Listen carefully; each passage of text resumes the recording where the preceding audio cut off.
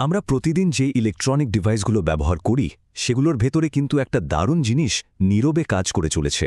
আজকে আমরা ঠিক সেই প্রযুক্তির গভীরে ডুব দেব আর জানব রিড অনলি মেমোরি বা রমের একেবারে খুঁটিনাটি বিষয়গুলো। আচ্ছা, কখনো কি মনে হয়েছে যে কম্পিউটার বা ফোন বন্ধ করে আবার চালু করার পরেও এটা তার জরুরি তথ্যগুলো কিভাবে মনে রাখে? ভুলে যায় না কেন? এর পেছনের আসল জাদুটা যে প্রযুক্তির, তার নামই হল রম, এক ধরনের স্থায়ী মেমোরি। তো রম জিনিসটা আসলে কি?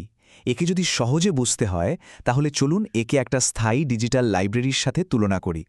ভাবা যায় এটা আমাদের ডিভাইসের ভেতরে থাকা এমন একটা লাইব্রেরি যেখানে বইগুলো একবার রেখে দিলে তা আর কখনোই বদলানো যায় না।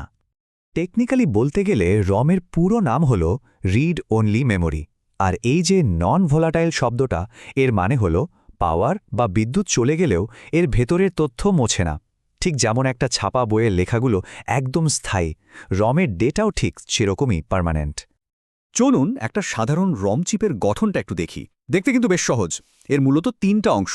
বাম দিকে আছে অ্যাড্রেস ইনপুট, যা ঠিকানা বলে দেয়। ডান দিকে ডেটা আউটপুট, যেখান দিয়ে তথ্যটা বেরিয়ে আসে। আর নিচে একটা কন্ট্রোল ইনপুট, যা চিপটাকে অ্যাক্টিভ বা ইনঅ্যাক্টিভ করে। এই পিনগুলোর কাজ বোঝা কিন্তু আরও সহজ। ধরুন অ্যাড্রেস ইনপুট হলো আমাদের সেই ডিজিটাল লাইব্রেরির ক্যাটালগ নম্বর, যা ঠিক করে দেয় কোন তথ্যটা আমাদের চাই। আর ডেটা আউটপুট হলো সেই ক্যাটালগ নম্বরের তথ্যটা। আর এই যে সিএস বা চিপ সিলেক্ট পিন, এর কাজ হলো গেটকিপারের মতো। এটা ঠিক করে দেয় যে রম এখন তথ্য দেবে কি দেবে না। এখন প্রশ্ন হলো, একটা রম ঠিক কতটা তথ্য রাখতে পারবে? উত্তরটা কিন্তু বেশ সোজা। এটা পুরোপুরি নির্ভর করে তার অ্যাড্রেস লাইনের সংখ্যার উপর। এই ডায়াগ্রামে আমরা যেমন দেখছি 4টা অ্যাড্রেস লাইন, A0 থেকে A3, তাই এর ধারণ ক্ষমতা হল 2⁴, অর্থাৎ এটি মোট 16টা আলাদা ডেটা ওয়ার্ড মনে রাখতে পারে। বেশ, লাইব্রেরি তো হলো, কিন্তু সেখান থেকে ঠিক পছন্দের বইটা মানে ডেটাটা খুঁজে বের করা হয় কিভাবে? এই পুরো প্রক্রিয়াটাকেই বলা হয় রিড অপারেশন। এই টেবিলটা একটু খেয়াল করলে বিষয়টা পরিষ্কার হয়ে যাবে। দেখুন, এখানে প্রত্যেকটা বাইনারি অ্যাড্রেসের জন্য একটা নির্দিষ্ট আগে থেকেই প্রোগ্রাম করা ডেটা ওয়ার্ড রাখা আছে। যেমন 0000 অ্যাড্রেসে রাখা ডেটাটা হল 110111110। পাশে হেক্সাডেসিমেল মানও দেওয়া আছে যাতে বুঝতে আরও সুবিধা হয়। আর এই ডেটা খোঁজার প্রক্রিয়াটার সবচেয়ে মজার ব্যাপার হলো এটা কতটা সরাসরি। মানে আমরা যদি অ্যাড্রেস ইনপুটে বাইনারি 0011 দিই, তাহলে আউটপুটের সাথে সাথেই 1011111 ডেটাটা চলে আসবে। এখানে কিন্তু কম্পিউটারকে কোনো কিছু হিসেব করতে হয় না বা এদিক ওদিক খুঁজতে হয় না। ব্যাপারটা একদম সরাসরি একটা ম্যাপিংয়ের মতো। কিন্তু প্রশ্ন হল, এই সরাসরি ম্যাপিংটা এত দ্রুত হয় কিভাবে? এর উত্তরটা পেতে হলে আমাদের চিপটার ভেতরে উকি দিতে হবে, আর এর ভেতরের গঠন বা আর্কিটেকচারটা একটু বুঝতে হবে। একটা রমের ভেতরে আসলে 4টা মূল অংশ পুরো ব্যাপারটা সামলায়। এগুলো হলো register array, row decoder, column decoder আর আউটপুট বাফার। চলুন আমাদের সেই লাইব্রেরির গল্পে আবার ফিরে যাই। ডিকোডারগুলো হলো লাইব্রেরিয়ান, যারা আমাদের দেয়া নম্বর অনুযায়ী সঠিক তাক আর বইটা খুঁজে বের করে। রেজিস্টার অ্যারে হলো সেই তাকগুলো যেখানে বই বা ডেটাগুলো সুন্দর করে সাজানো থাকে। আর আউটপুট বাফার হলো চেকআউট ডেস্ক, যা খুঁজে পাওয়া বইটা আমাদের হাতে তুলে দেয়। দারুণ না? আচ্ছা, থিওরি তো অনেক হলো। এবার এই জ্ঞানটা কাজে লাগিয়ে একটা বাস্তব সমস্যা সমাধান করলে কেমন হয়? চলুন এখন আমরা ধাপে ধাপে একটা রম ডিজাইন করব। ধরুন আমাদের একটা ডিজাইন করতে হবে। সমস্যাটা হলো এমন একটা রম বানাতে হবে যেটা 4K বাইটস ডেটা স্টোর করতে পারবে, আর সেটার রেজিস্টার অ্যারেটা হবে বর্গাকার বা স্কোয়ার। কোনো চিন্তা নেই, আমরা 3টা সহজ ধাপে কাজটা শেষ করে ফেলব। প্রথমে মোট অ্যাড্রেসের সংখ্যা বের করব। তারপর কয়টা অ্যাড্রেস লাইন লাগবে সেটা ঠিক করব। আর সবশেষে রেজিস্টার অ্যারেটা সাজিয়ে অ্যাড্রেস লাইনগুলো ভাগ করে দেব। তাহলে প্রথম ধাপ, একটা খুব জরুরি জিনিস মনে রাখতে হবে।